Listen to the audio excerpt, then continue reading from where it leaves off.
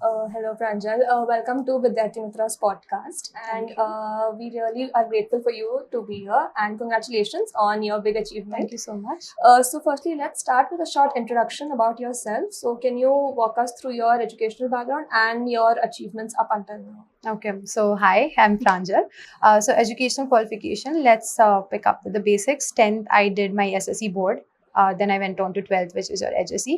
And I think whatever I did after that is because of the one score I received in my 12th grade, which was my political science score. I'm very proud of it. I scored a 95 on 100. And that is when I realized that, okay, I'm seriously interested in politics and I can really understand it and I'm good at it.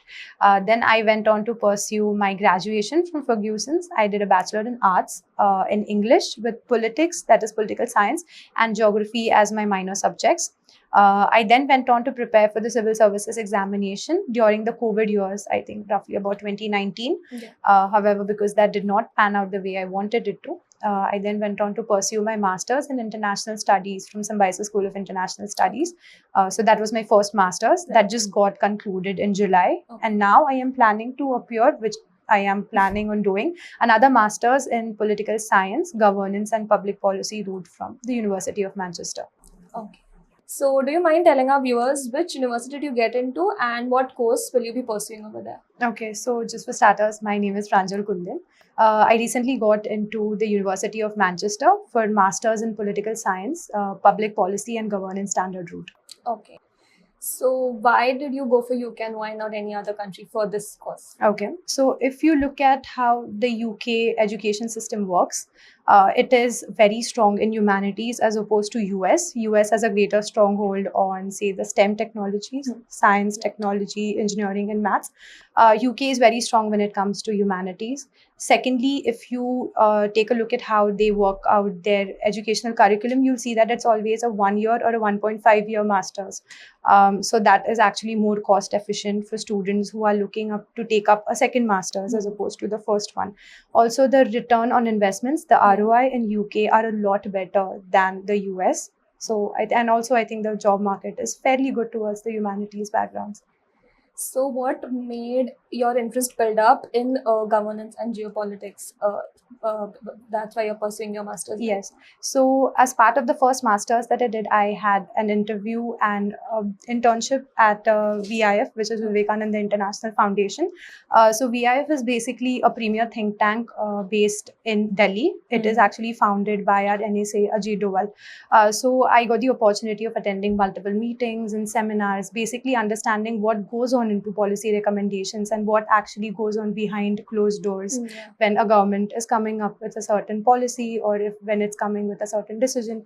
And I think that is where my interest peaked. That is where I understood my abilities of critical thinking and intensive research can actually be put to good and greater use. And I think that is where I decided to enter a more formal education as opposed to just having a very informal knowledge about it. So, why do you think that for your course and for your interest, doing a double master's was important for you? Okay, so I think first of all, learning never stops. It never should.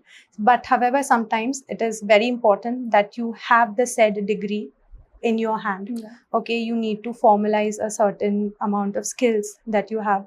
Saying that I am good at critical thinking is one thing, and having a certificate or a diploma or a degree that proves I am great at critical thinking is going to help me in the long run. Yeah. I know I am good at coming up with policy recommendations. I know I can really do a great job, but people won't hire me until and unless they know. How are they going to know? That is going to be through a degree. So, it is a formal accomplishment. Yes, it is. Yeah. It is. So, let's talk about the admission process that you followed for getting into Manchester. Firstly, how many colleges did you apply for in total during the entire process? Okay, so I applied in 7 colleges. So UK has a group of 24 colleges which are considered to be the greatest amongst them all. They call the Russell Group. Yes. So I applied in 7 Russell Group universities, which included King's, which also included Cardiff. So I got into all 7 of them, and then I made an informed decision of then choosing Manchester over the other universities. So did all these universities have had the course that you were looking for? Yes, they did. Yes, they did. On what basis did you shortlist these 7 particularly? Okay, so I first of all started looking at their curriculum. Then I started looking at their rate of investment, return on investments, because that is the most crucial part. When you're investing such a huge amount of money, you need to know how much you're going to get back. You need to know what kind of networking that college has, or what kind of partnerships that college has in the industry. So that is how I shortlisted all these universities. Okay, so let's talk about the major steps that you followed right from shortlisting universities until today, when we will be flying in the next few days. Okay. So what major steps did you follow and their timelines? So like first you shortlisted, then you filled in the application forms, and what next did you do? Okay, so I basically decided that I wanted to pursue another master's in December, which is probably a little late. If you make a more informed decision, I think you should start very early on. So I think in the end, I just rushed it a little, which obviously because of the time cap. So I started in December. The first step was basically to understand what masters you want to pursue, because masters in India and masters abroad are two very different things. There is a research course and there is a taught course. So first you need to understand what both of them are. Then you need to understand which of them you would like to apply for. So I chose the taught course. Then you go on to understanding which of these universities that are there in the country are good for your course. A particular university may be good on its own, but is it good fit for your course? That is of crucial importance.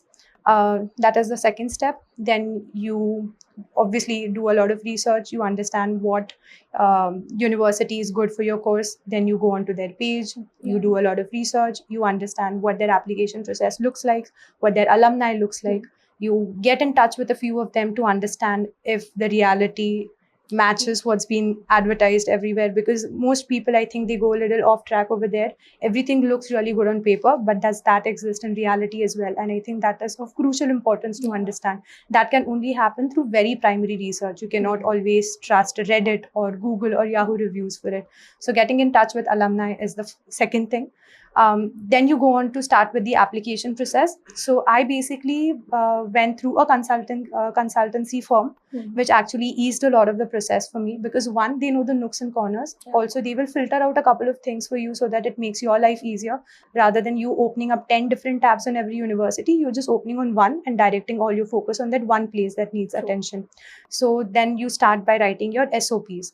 Now, SOPs are most important. They're basically statement of purpose, why you are doing what you are doing and why you are good at it. So SOP, as opposed to CVs, are very qualitative. They don't care about your resume. They don't care about what CGPA you have. They don't care if you stood first in class or if you just took a second in class. What is your purpose? Why are you doing this course? Why are you good in life? Why are you a good candidate for us? Your marks, obviously, they will be reflected in your CV, in your resume. SOP is very qualitative. You have to explain your journey since the time basically you took birth to right up till now. So SOPs are very important. Getting a hold of them very early on is very important. You start writing one draft, then the other, then the third. You get it proofread by multiple people, people who you know, people who you don't know. So you start by that. Every SOP needs to be tailored according to the university. It can't be just a general statement that you've made. It needs to be very, very exclusive to the university, so that the university knows that you are a right fit for them. And not just a right fit in general, because every university's motto is different than the other. Some focus more on research, some focus more maybe not on research and maybe groundwork. You need to prove how you're a good fit for them and why they are a good fit for you. So second is SOPs. Thirdly, LORs. LORs are very important. For LORs, you cannot just, I think, randomly approach your faculty and say, write me an LOR. That is not how it works. Your LOR is a very qualitative idea of your resume again. Your faculty really needs to understand you, really needs to know you for them to write a good LOR of you. Otherwise, they're just going to give you something very basic, which is not going to work in your favor. So one thing to understand about LORs is a lot of weightage is given to LORs and SOPs in universities abroad as compared to what happens in India. So take the SOPs and LORs very seriously. It is very important to have a good rapport with your faculty. It is very important for you to build a good bond with them, so they know how you function in class and out of class. So how good you are in your academics and how good you are in your extracurriculars, how good you are as a person and as a student. That is how you get a good LOR out of them. You take all of these things together, you take your application form. So for me, it was the consultancy agency that did it. you get it filled, you proofread it. You never trust them blindly, because it's literally your future in their hands. You proofread it multiple times. If the need be, you literally sit next to them while they're filling out all your application forms. You send them out, then you just breathe. A lot of patience. Okay, you might face rejections, but that is not the end of the world. One college might reject you, the other is going to accept you. It's not the end. You just need to hold your horses for a couple of weeks, maybe more, because that is how the application works. Never having nervous breakdowns is one. Never lose confidence. You got there for a reason. You are doing this for a reason. So patience, and a lot of confidence. You waited that. A couple of weeks or probably months down the line, a couple of colleges will start contacting you. Some of them might call an interview out of you. Some of them might not. Some of them might raise queries if they want additional information. So in my case, I did not receive any queries. It was very clean. I did have an interview, however, with Cardiff, but it was not a very formal interview. It was just for them to understand what my mind works like. And I think I was given the clean sheet after that. Not every college will do that. Manchester did not. No, neither did King's. They did not ask for an interview. Then you wait another couple of weeks till you start receiving acceptances or rejections. So in UK, you receive mails even for the rejection. So until and unless you don't have a rejection mail, do not just assume that it is the end. So there will always be a chance. Sometimes you are just waitlisted until somebody decides to not accept the offer, which is also good. It should not be heartbreaking. Waitlisting is also not the end of it, because you've not been outrightly rejected. There is just somebody who is a little slightly better than you, which is also, it's fine. It just gives you an opportunity to up your game the next time you decide to apply for another university. So patience, you will get another mail, and then the process starts. So the process then begins as, first you need to complete the master's or the bachelor's that you have in India. Until and unless you don't get a passing certificate or a degree certificate from them, nothing is going to be fast tracked on the UK part of it. So you get your degree, you send it out to them. They will then make your conditional offer into an unconditional one. There may be other conditions as well. So in my case, one was the degree that I'm doing right now, the master's degree. The second one was my IELTS score, which again, I was a little delayed in appearing for the exam. So once you fulfill all those conditions, you get the unconditional letter. The unconditional letter is then followed by a right to study application, which is then followed by a CAS letter, which is then followed by the visa and your sanction letter if you if you've applied for a loan, or if you're into self-funding, that is something different. And then that culminates into your visa, which then takes you forward to your flight. And then you finally leave. Then you finally leave. Okay, so there are a few things that you mentioned. Firstly, alumni networking. So what do you suggest? How should a person go about in contacting the alumni from the universities? Okay, very basic. You just open their Google page. Okay, there's literally a student support service center, or there's probably an alumni corner. You directly send them emails. There's no way that they are not going to respond. You might even call up the reception and ask them for their student directory. Students who are actually studying over there right now, they will respond. I don't think any university is going to say that, no, we do not give out numbers. They might not give out numbers. They might give you out official email IDs. We are in the world of social media. You might as well pick up their names and start following them on Instagram, on LinkedIn. Okay, and LinkedIn if you want a more formal approach with them. Instagram, if you're just trying to understand what life is like in the university and in the country, because for many people it's the first time they're leaving home. So of course it's about the career, but it's also about what kind of a life is going on over there. Am I going to be adaptable? Is it going to suit me? Or am I going to be too homesick? So depends on what you want to what you want to ask them. You approach them in that particular way, and they will respond. Okay, if you approach 10 people, 8 of them will respond. So that's helpful. Yes, very helpful, because it gives you ground reality. You are sitting in India 5.5 hours away, right? Approximately. When you want to leave, everything is going to look rosy. You need to take off those rose-colored glasses and understand, because it is not just about you going to a country for a tour. You're going there for your master's, you're going there for a degree, you're going there for a career, and you are doing a lot of investment. You are doing emotional investment. Your parents are doing that emotional investment. You're doing a lot of financial investment. So in the beginning, it's all very, oh, okay, finally I'm leaving, my Instagram's going to look so rosy. It's not that. Okay, once you go there, it's 1 year of hard work. It's back-breaking work, because the education system there is very different as the education system that we follow. It's not about mugging up and getting a CGPA. It's more about practical knowledge. It's a lot about research. It's a lot about serious work. Are you going to be able to adjust to all of it? And what happens after you get the degree? You can't just say, I'm coming back. Oh, what happens after that?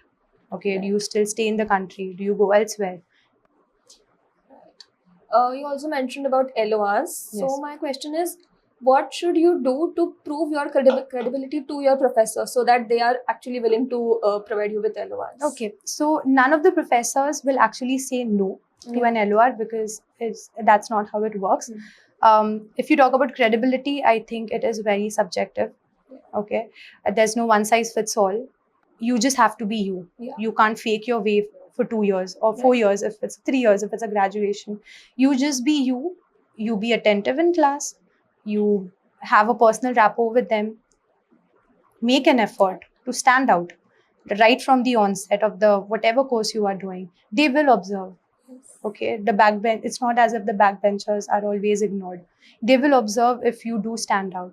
And then when the right time comes, you approach them. Basically, you build up your CV so that they can put words to those CV. That is how it works. Okay, so about IELTS. So you have an impressive 8.5 score in IELTS. So what do you think getting it? What is the minimum recommended band that a student should get in IELTS, so that it ensures that they get the university of their choice? Okay, so I would do a reverse calculation. There's no pass or fail in IELTS. Okay, it's basically you look at what your education system or what your university is targeting. So Manchester required a band of 7.5. Okay, so I knew the minimum that I had to get was 7.5. Bristol required a 7 band. Okay, so you don't score something and then go approach the universities. You see what the university demands out of you. So there's no pass or fail. Some universities are good even with a 5 band or even with a 5.5 band. So you understand what the university requirement is.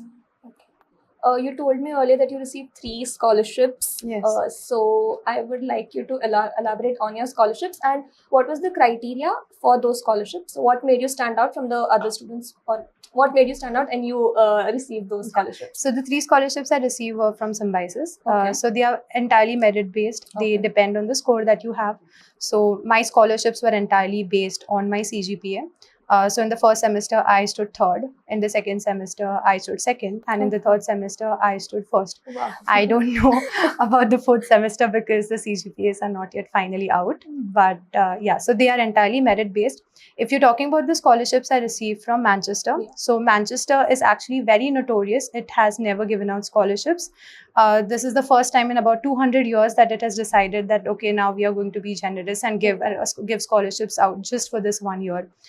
So this scholarship was actually based on, they did not care about my marks. They did not care what I have achieved so far. They wanted to understand me as a person.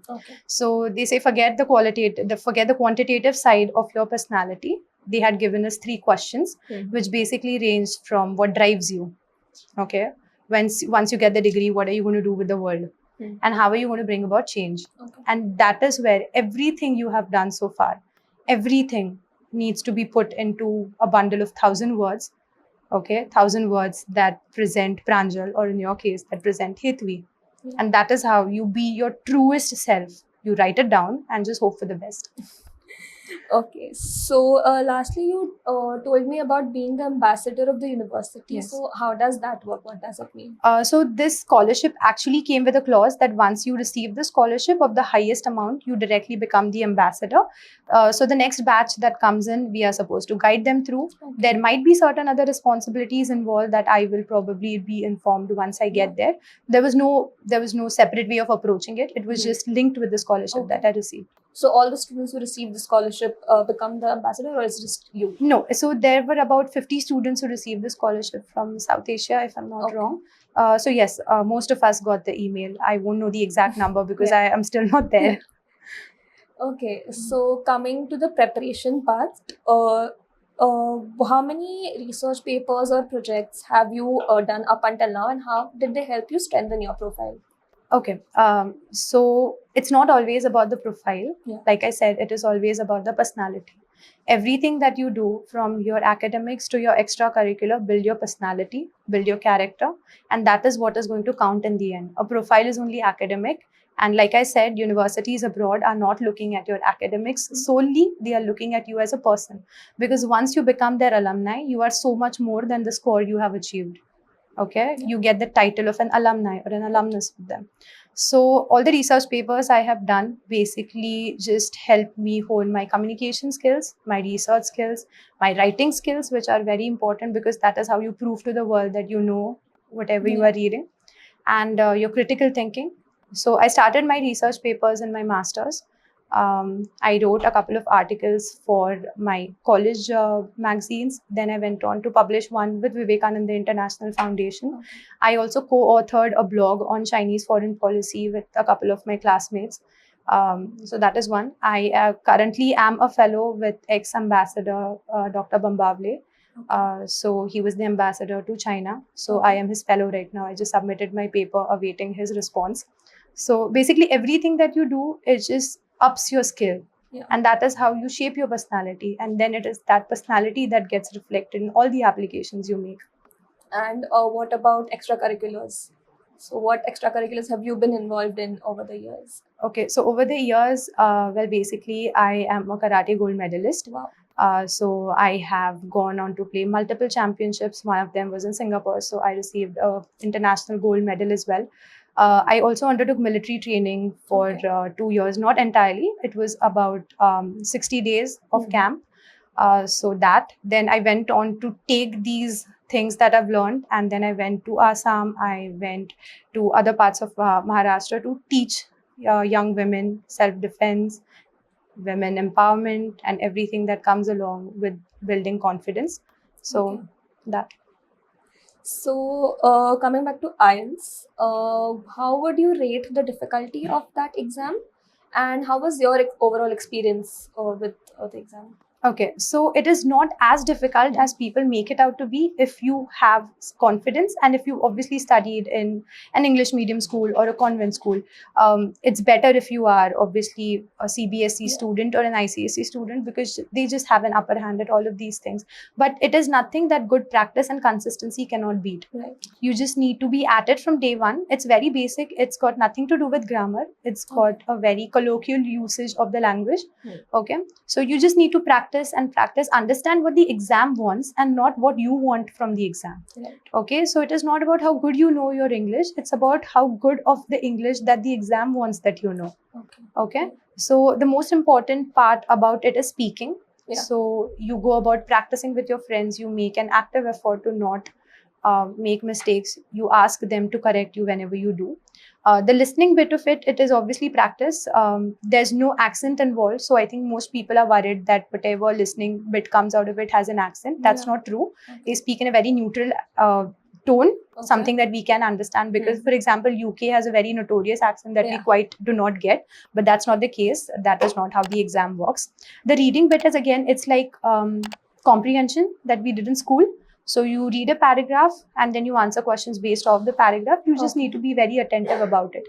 So that is how the reading bit goes as well. So practice is the key. So how long did it take for you to practice for IELTS? How much time did you give? So I actually gave it just about 15 days of day and night of work. Because like I said, I decided very late that I wanted to pursue another master. So I just had to rush through the entire process. I strongly advise people start very early on. So it doesn't create a chaos because everybody, I think, is already pursuing some degree while they are applying for the other one. So it just keeps you at peace.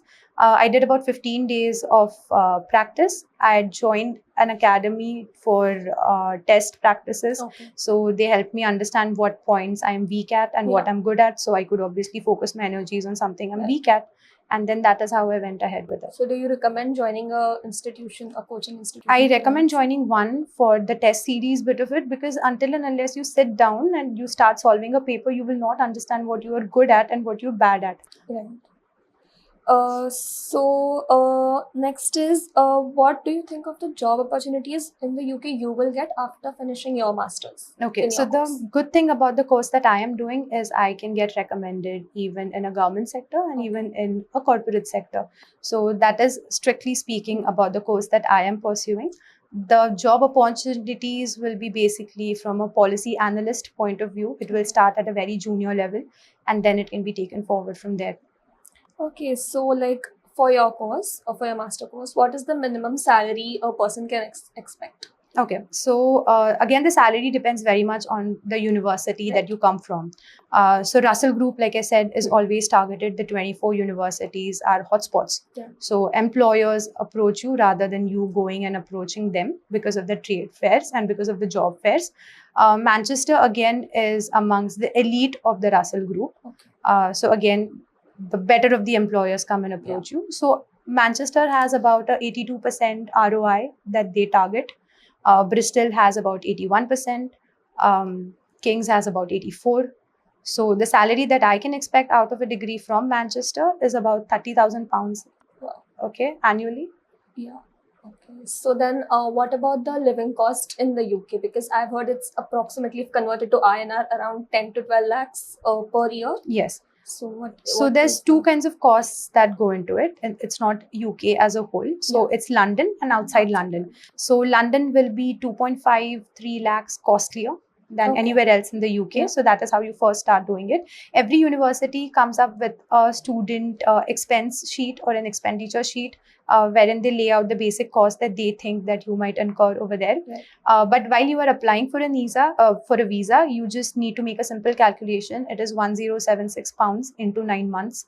Okay, because that is what your general visa requires, Yeah. and then you just multiply that entire amount by £110, and that is how you come up with the total of it. So 10 to 11 lakhs for outside UK per month, which includes your accommodation, your groceries, your travel, because they take travel and leisure time very seriously. You are not supposed to be working on the weekends. They want you to live because you're going to a new country, might as well explore it. Which also includes your social life, which includes your shopping, your books, everything. Yeah. So then, how do you plan on covering these living expenses? Do you plan on taking up part-time jobs or? I think everybody there takes Yeah. up a part-time job. It just varies. You can do it on campus or you can do it off campus.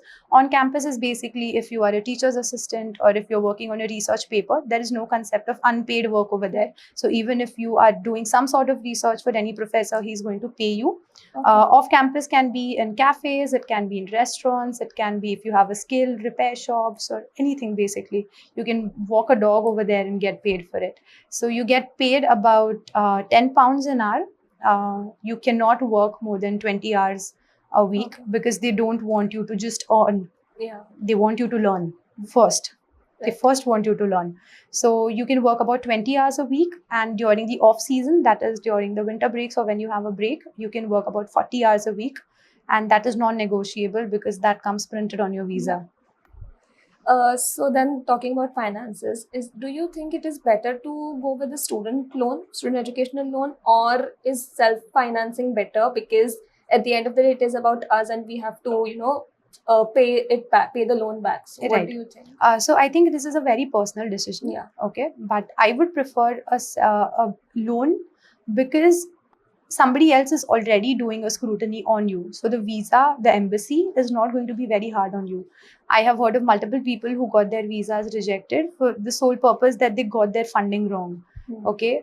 So when you approach a particular financial institution, they take a look at all your documents. They do a very hardwired scrutiny on you. Then they ask you reasons why you're asking for this particular amount. Yeah. Okay, why you're asking for say 50 lakhs and not 40 when your expense is 40, or why you're asking for a lesser amount or a bigger amount. So they are going to run all kinds of scrutinies on you. So the visa people obviously are going to take that into notice. They are going to be a little lenient because somebody has already run a background check on you.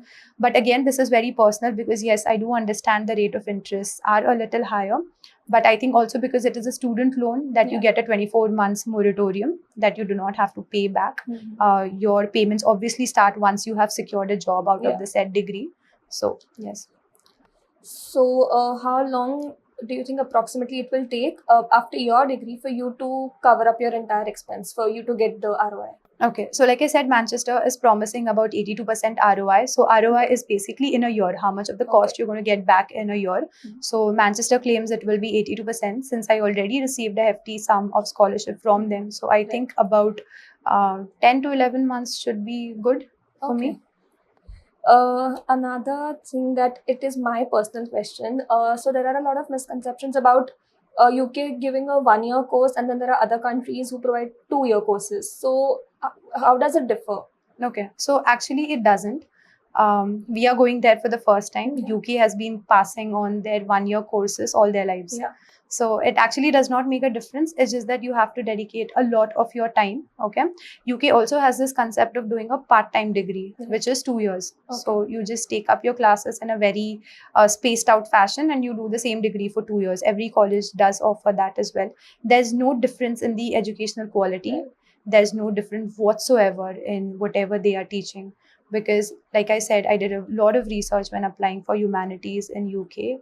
Trust me, there's no difference. It's just that every country, every government has their own set of beliefs, has their own set of priorities, and has their own way of doing it. US gives out 2 year degrees, it gives out 1.5 year. There's something called as PGDM that works. So it just basically depends on what kind of, I don't know, a step that the government or the institutions want to take. But some people seem to think that a 1 year degree is rushed as compared to the 2 years degrees that other countries provide. So do you think that is the case, that they rush up the No, I think it syllabus? is not, because one thing we need to understand is, let's not juxtapose the universities that function in India and the ones that function abroad. Here we are made to attend classes every day, hit a 75% attendance even in masters. You are taught like you are in bachelors. That is not how it works over there. That is more discussion based, it is more debate based, it is more conversation based. So as opposed to the traditional learning that we do here, things function very differently over there. Okay, so it's not about how much they can teach you in a classroom in 1 year. So they have their curriculums very well planned out. You're not going to be rushed, because one, you need to put in a lot of active work. You need to do a lot of self-study. Self-study as a concept in India is very weak. We join tuition classes very early on. That is not how it works there. You are going to have to take an active effort. You attend a lecture for 1 hour, you go back home and read for 2 hours. So you are already caught up. So coming to a hot topic, which is recession in the UK. So how is it for your master's course? Okay, like I pointed out, the great advantage I have from this curriculum and from this course is I can apply in the government sector as well as in the corporate sector. Recession usually, in my understanding, hits the STEM areas a lot. It does not hit humanities, because policies will never go out of fashion. I would like to believe that recessions, when they hit, policy makers and analysts are actually the hot pick, because somebody needs to understand and needs to come up with solutions as to how to tackle the said recession. So do you have any tips for students who will be applying for their visa soon, like do's and don'ts? Okay, do's basically get all your documents in order very early on. Get your passport. Your passport should be valid for at least 6 months before you make a visa application. If it is not, renew it ASAP, because that is something that is going to create the most problem. Get all your documents in order. Make sure that if you have applied for a bank loan, you have your sanction letters in hand. Okay, because that is important. That is the one crucial financial evidence that you have, that you are going to be able to fund your education over there. Make your visa application very early on. Some people say that you do get the visa in 7 days and in 10 days, but on the embassy, if you go take a look, it takes 3 weeks, which is 21 days. So do not trust the word of the mouth. Follow what is there on the embassy guidelines. It's 21 days. I myself got my visa very delayed. All of my batchmates got it in 7 days. And I, for some reason, the slot that I applied in got delayed. I got my visa 14 days later. So I had to reschedule my flight because of that. So follow the guidelines that are written on the embassy website, and just basically get your documents in order. And when you're filing for one, make sure you go through a trusted source, somebody who knows how to fill out the visa application, because it is very tricky. You need to file out the visa. In case of UK, you also need to file a health surcharge, which is a different thing altogether. It's basically like a health insurance that you need to pay for. So basically get that in order. Worst case scenario, if you are delayed in filing for a visa, just make sure you fast track it. There's multiple options for you to fast track your visa. You obviously have to pay a hefty amount of it, but because it is important, you are right there, and the only thing standing between you and the university is the visa. So I think it is better to pinch your pocket a little more, get your visa fast tracked, because until and unless you don't have that document in your hand, you are not going to be able to leave. You're not going to be emotionally ready. I, for one, did not even start my packing till I had my visa in hand, because you just don't get the feel that you are leaving. You are just constantly anxious that, okay, will it come? When will it come? Is there some query? Is it rejected? Because that is how your mind works. So fast track it if the need be, pay that little extra amount. Just get that visa in your hand as soon as you can. So now that you have everything set and you have just a few days left to leave, how is the feeling now as compared to when you actually started filling in those applications? So when I started filling out those applications, I used to have these conversations with my friends that it's 10 days, it's 10 months away, it's 9 months away. The reality starts sinking in, like I said, when you have the visa in your hand. It is an emotional roller coaster. You are leaving your home. Okay, and you're not going for a tour. You're not going there just to roam around. You're going to start your life from scratch. Okay, so let it sink in, cry all you want, hang out with your friends, your family as much as you can, and carry tons and tons of memories. Carry pictures. It's actually advised that you carry your pictures because you're going to make a home over there. So yeah, it's an emotional roller coaster, but it's for something great. So yeah. Okay. Lastly, any advice that you would like to give to students who are planning to pursue abroad education, not just in UK, in general? Okay, so my greatest advice would be understand why you are going there. Okay, are you going there for a vacation course? Because no such thing exists. If you're going there for some serious work, put some serious work into it before you land over there.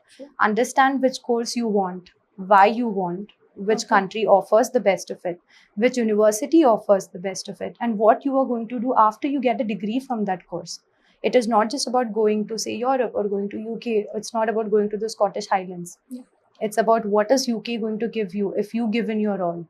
So understand it, understand the gravity of it. You are going there, it's not just about 12 months. It's about, like I said, multiple investments, emotional and financial. So get your basics in order, understand what you are expecting out of it, and then start working towards it even before you leave the country. Okay, so thank you so much, Pranjal, for having this conversation with us. And I'm sure a lot of people must have been inspired by what you said. Thank you. So thank you so much for being here. Thank you so much for having me.